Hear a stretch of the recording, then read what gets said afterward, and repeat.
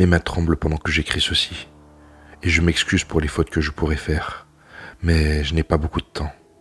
Et pour être honnête, j'aurai de la chance si je termine. Mais avant qu'il ne soit trop tard, il faut que je vous prévienne.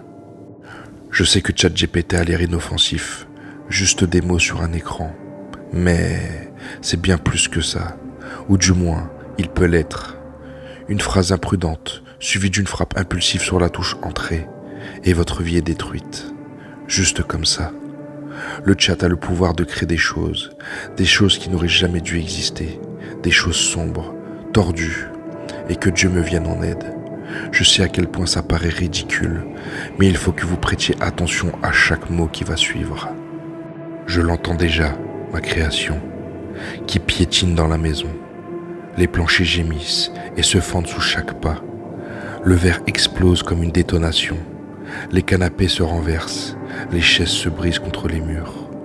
Une maison pleine de souvenirs se fracture dans toutes les directions, comme une crise de colère d'enfants multipliée jusqu'au cauchemar.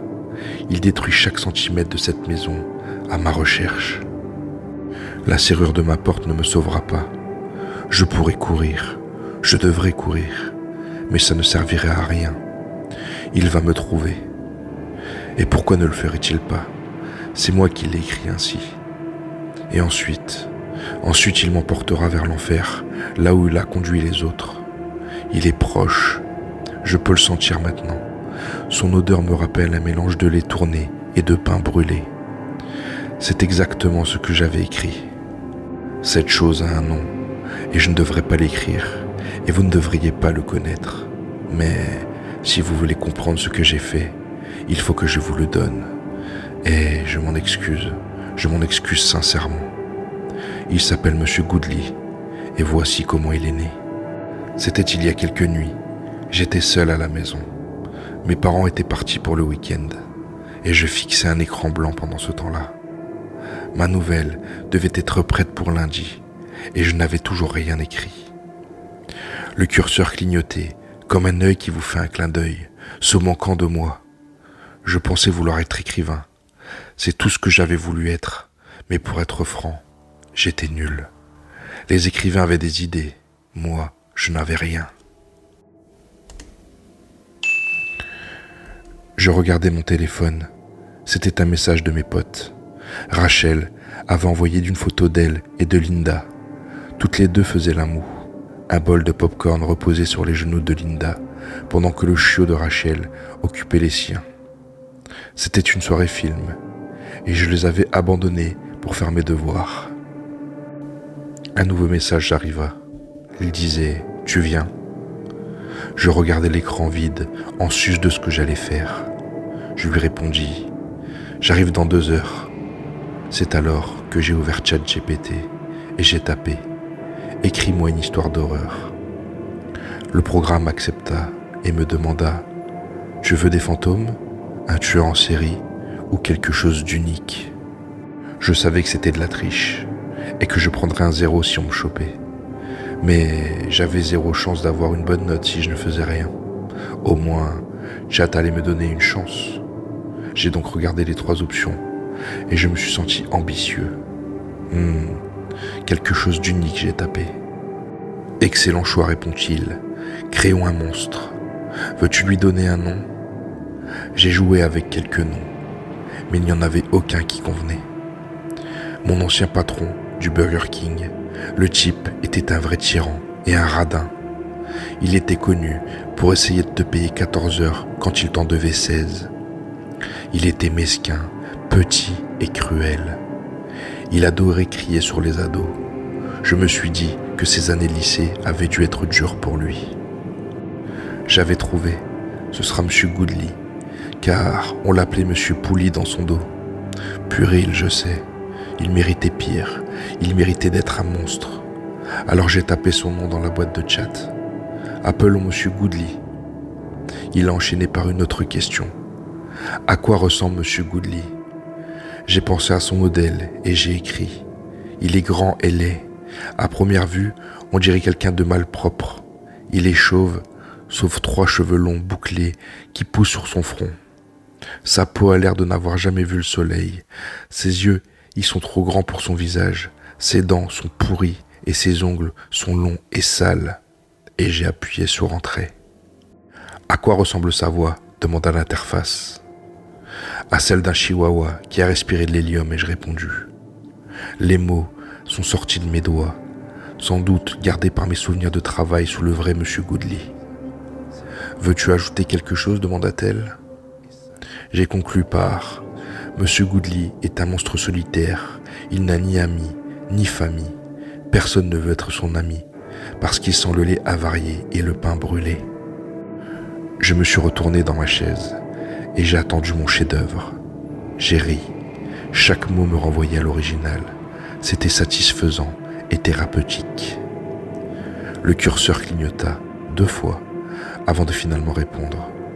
Comme c'est triste, il a besoin d'amis, tu ne crois pas ? Bien sûr, je n'étais pas d'accord. Une histoire a suivi. Une histoire très banale. Le programme mit plus de temps cette fois-ci. L'écran clignota avec une multitude de polices et de caractères bizarres. J'ai cru à un bug et porté la souris vers le bouton actualiser. Mes doigts se leva au-dessus du bouton et j'allais cliquer. Mais l'histoire commença à se matérialiser, lentement, à la vitesse d'un escargot. Mon ordinateur bourdonna et un fort bruit statique sortit des écrans. On aurait dit que l'ordinateur était invité à dépasser ses paramètres d'usine. Rachel et Linda attendaient leur ami Charlie. Les 2 amis regardaient les griffes de la nuit. Elles étaient allongées sur le lit de Rachel en mangeant du popcorn. Aucune n'était effrayée. Elles avaient sans doute vu le film 10 fois, peut-être plus.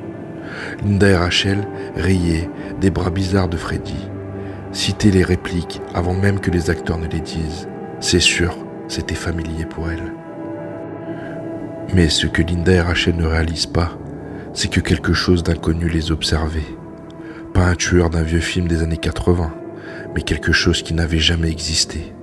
Du moins, pas avant maintenant. J'ai détourné le regard de l'écran. Pourquoi utilisait-il nos noms ? Le mien, je comprends, c'est mon compte. Mais je n'avais ni entré Linda ni Rachel dans le prompt. C'est comme si Chat jetait un œil à mes textos. Je l'ai mis de côté, moins par bravoure que par curiosité. Monsieur Goodly venait tout juste de naître. Il n'y avait pas de fête d'anniversaire pour l'accueillir, ni de parents pour le saluer. D'après ce qu'il comprenait, il était tout ce qui existait dans le rien d'où il venait. Mais maintenant, il était ici, dans un monde de choses, tout ça parce que Charlie l'avait créé et invité. Il s'émerveilla devant Linda et Rachel pendant qu'elles regardaient le cube lumineux devant elles. Il n'avait jamais vu de lumière auparavant. Il ne l'aimait pas. En fait, il la détestait. Elle lui faisait mal aux yeux, mais il appréciait le son que les filles produisaient. Les rires n'existaient pas dans le rien, et il se dit qu'elle leur rendrait sa vie meilleure. Linda eut mal l'air. « Je crois que ton chiot a fait pipi, dit-elle. » Rachel plissa le nez et regarda son chiot qui dormait. « Je ne pense pas que ce soit Rocky, répond-elle. » Les oreilles de Rocky se dressèrent et il se mit à grogner. « Qu'est-ce qu'il y a, mon garçon ?» demanda l'adolescente. Le petit animal se leva d'un bond et se mit à aboyer. Et avant que Rachel ait eu le temps de le calmer, Monsieur Goodly est sorti de l'ombre et attrapa le bras de Linda. Les 2 filles hurlèrent.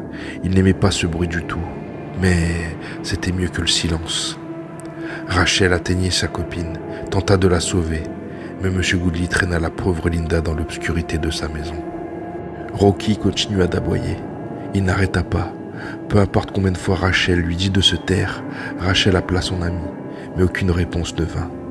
Elle était confuse, autant que Rachel pouvait le voir.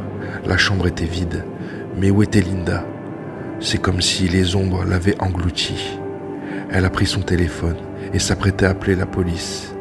Mais M. Goodly revient des ténèbres, non pas pour elle, mais pour le chien. Burke, M. Goodly arracha le chien de l'existence littéralement. Rachel comprit que ce n'était pas un problème qu'elle pouvait gérer seule. Elle fit ce que n'importe quelle personne sensée ferait. Elle prit la fuite. Rachel sortit de sa chambre et fila vers la porte d'entrée. C'était à la vitesse la plus rapide qu'elle n'ait jamais eue. La poignée était à portée de main, mais ce n'était pas suffisant. Pouf, le bol de pop-corn éclata contre son dos.